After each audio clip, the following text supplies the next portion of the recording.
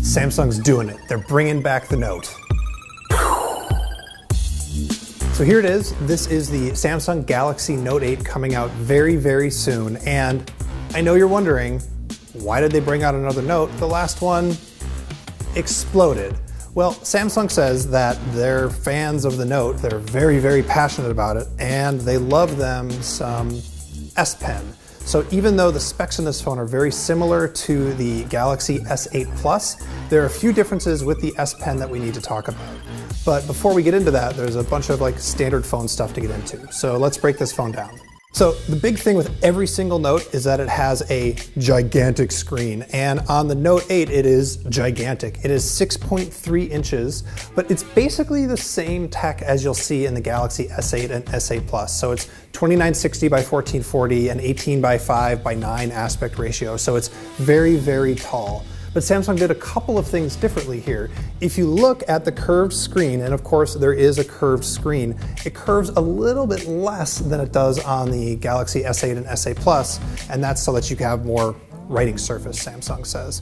They've also added some better multitasking. So one of the things you can do is you can launch 2 apps and pair them together. So in your launcher, you will have like 2 app icons next to each other. So if you always launch, I don't know, messaging and memos, you can always have those pop up at the same time, which is pretty nice. Not a lot of people do as much multitasking as they could on these big phones, but having the S Pen to drag the window size, it makes it more convenient. And as long as we're talking about the S Pen, let's show you some of the other new stuff that you can do.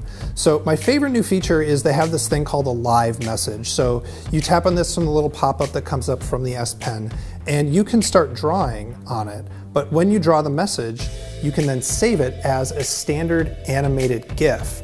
So when you send it out via, text message, Allo if you're crazy, or whatever messenger service you're using, it will work with this thing, and when it gets received on the other end, they actually get to watch the animation happen. It's kind of similar to what you can do with an iPhone and iMessage, but it works across basically every single app. And of course, the S Pen stylus does what S Pen Styli have always done. If you pull it out with the screen off, you can take a note directly on the off screen, although now on the Note 8 you can add up to 100 pages to your meeting note if you want, which is nice. The slightly larger screen and the S Pen aren't the only reasons to pick the Note 8 over the Galaxy S8 Plus or the Galaxy S8. The other big reason are the cameras. Samsung is putting dual cameras inside the Note 8 without having a big old camera bump on them, and they're doing a lot of really cool stuff with these 2 lenses. So first of all, they're both 12 megapixel. One is a wide-angle lens and one is a telephoto lens. So you can turn on dual capture. And what that does is it takes a live focus. So you can see I've got all the blur and everything else going on here. But it also takes both the wide-angle and the telephoto, so you've got different options. So it's Samsung's flagship phone, so you expect flagship specs. And flagship right now means a few really straightforward things. It means a Snapdragon 835 processor in the US. They'll use their own Exynos stuff elsewhere in the world. It means 6 gigabytes of RAM and a default of 64 gigs of storage in the US, but it's expandable with microSD on your own. It also means that it has a 3300 milliamp battery. We don't know how long that's going to cause this thing to last. I'm sure that Samsung would tell you all day. We do know that that battery has gone through Samsung's brand new, super safe 8-step process to keep explosions from happening. And it's easy to make explosion jokes, and of course I'm doing it because I like doing easy things. But the S8 and the S8 Plus haven't had any problems, and so it's probably safe to assume that this new Note will not have any problems either. Last but not least, both the phone and, the stylus are IP68, which means that it is resistant to water and dust. When you drop this thing in the toilet or you drop the stylus in the toilet, you'll be fine. Oh, one more thing that's super interesting to me, because I'm a super nerd, Samsung has updated DeX, which is this phone dock that you can plug it into, and then it turns the phone into a computer. You can use it on your monitor with a keyboard and a mouse. It's way faster now. The switching between phone and desktop is bam bam. It used to take like up to a minute to make that switch happen. It is basically like a Chromebook but running Android. It feels really good to use.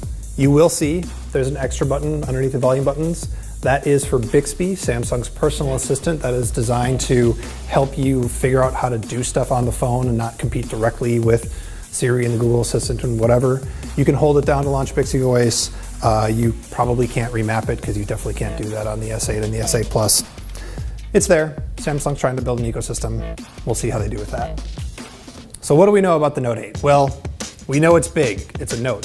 They're really big. We know that it has good performance. We know that it has some really intriguing cameras that I'm very excited to test out against current generation iPhones and even the next generation iPhone. We know it has an S Pen, and we know that it's coming soon. And last but not least, in the US, we know that it's only coming in black and gray. We may get some other options in the future. What we don't know yet is a release date or a price, but I anticipate the release date is very soon and the price is very high.